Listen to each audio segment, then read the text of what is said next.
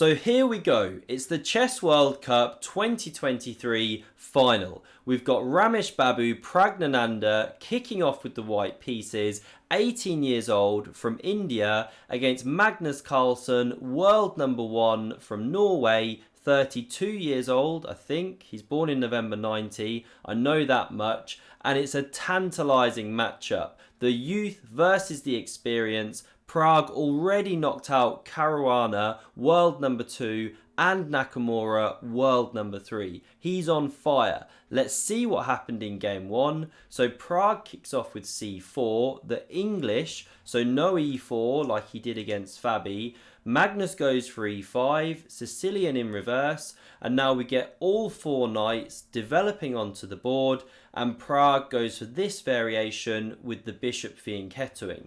And if black goes for e4, by the way, trying to gain tons of space, well, it's not good. Knight g5, and that pawn's actually dropping off. So instead, d5 played, the classic move. Think of Sicilians with colours reversed once again. And after the knight recaptures, Pragg carries on development, and Magnus now goes for a rare move, because the main way to play here is either with knight b6 or bishop c5. But what Magnus does is knight f6, slightly more clumsy because you block the f-pawn, which sometimes comes 1 or 2 squares forward. Now, he has played this before, Magnus, and he's faced this variation as well. So why is he going for this one? Well, it's a bit offbeat, it's unusual, he's trying to get Pragg out of book, but is Pragg phased? No, because he instantly replies with pawn b4. Really interesting move, top computer move as well. Now that pawn, of course, can be taken. What happens, for example, if you jump out with the bishop? Looks so logical. Well, now white can take here, removing this defender of the bishop. Now, if knight captures, the follow-up is this. You check, yes, the knight hops back, but then you can eliminate it. This is how the line goes, white is better.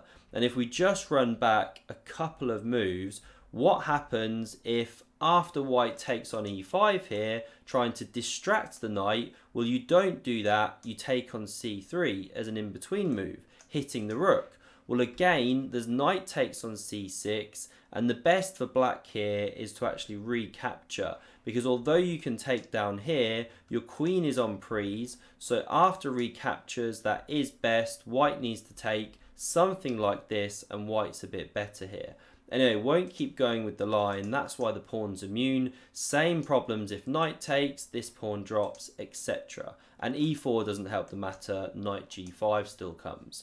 So bishop d6 played from Magnus. He allows Pragg to continue with this space gain because he finds a home for his knight in the center of the board, and you don't want to capture. This pawn here is actually really annoying, unsettles your knight on c3. It's a good pawn structure for black.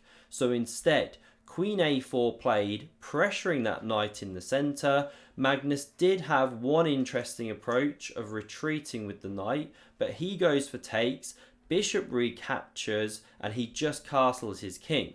And visually here, there's a lot of pressure on the queen side, as we can see. How is black going to get developed? You know, c6 not on the cards with this pawn causing problems. Well, watch how Magnus starts to unravel. So first castles from Pragg, and now he goes pawn a6. Now he's not immediately threatening to capture because there's a pin here, his rook is unprotected. And so Pragg ignores this, goes d3, preparing to carry on development. Bishop g5 threatened. You don't want to let that knight get pinned. It covers a lot of key squares. So h6 covers, and now it's Pragg's turn to come up with a plan. He did have options such as bishop e3. Ask Magnus how he wants to unravel that way. But what he does instead is bishop a3, so putting more pressure on these kind of central queenside pieces. And now Magnus has a long think. If you look at the clock times, Magnus has got, what, an hour 10? He spends 30 minutes here because there were some really interesting tactical lines that involved moving this bishop and sacking the pawn. One such being bishop d7.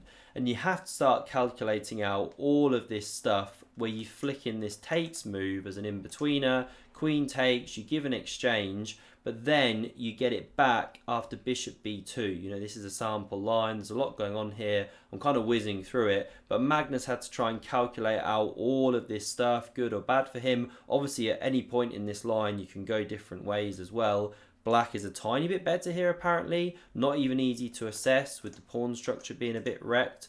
A lot going on, but Magnus didn't go for the tactical stuff with this or this. He went rook b8, just trying to keep a lid on it all, and if Pragg takes here, this also sets a trap, because rather than recapturing, you can flick in bishop d7, and you're actually distracting the queen from the defense of the bishop. If the queen comes here, b6 actually traps it, and if you go for the natural queen b3, then we take, open the rook, queen's got to go, bishop drops. So no captures here. Pragg instead takes on d6. Magnus recaptures with the pawn. We've now got a symmetrical 5-on-5 on this side of the board, and in response Pragg goes rook a b1. So he is now threatening to take. Open up this attack, the rook is undefended.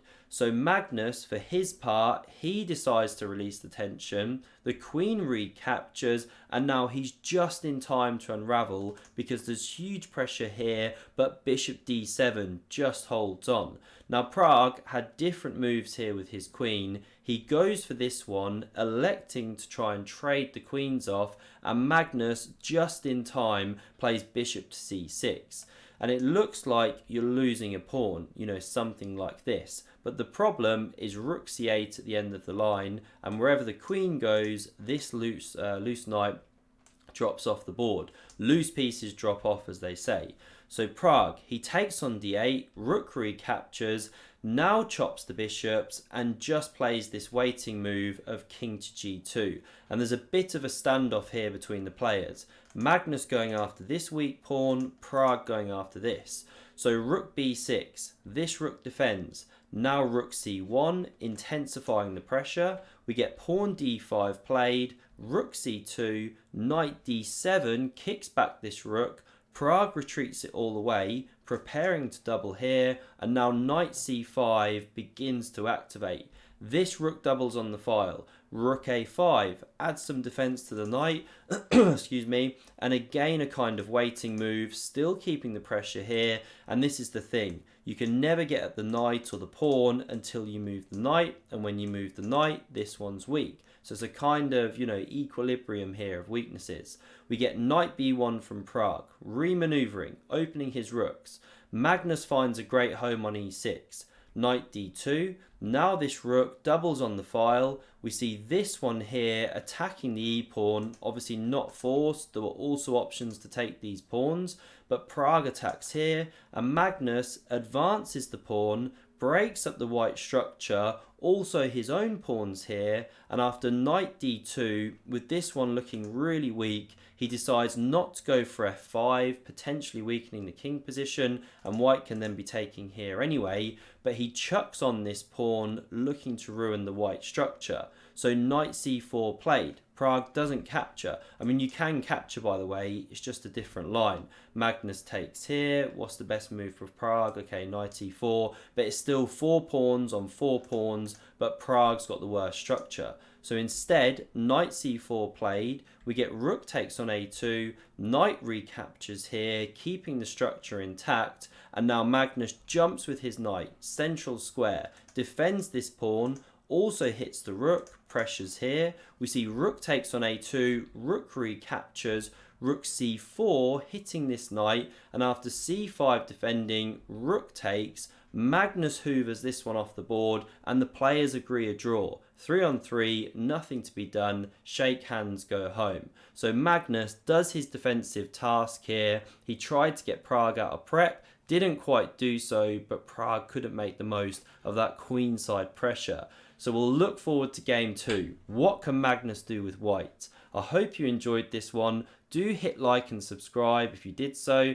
and to check out another epic game of chess, see the video on screen. Thanks very much for watching, and I hope to see you soon.